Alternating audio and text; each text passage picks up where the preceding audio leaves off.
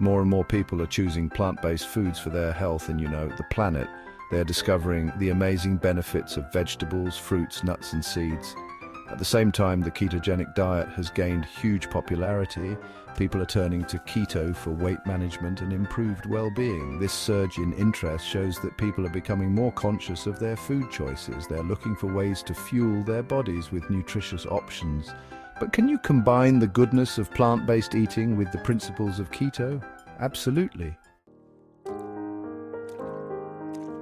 The ketogenic diet is a low-carb, high-fat way of eating. It helps your body switch from using glucose, which is sugar, as fuel to ketones, or fat. This metabolic shift offers benefits like weight loss and mental clarity.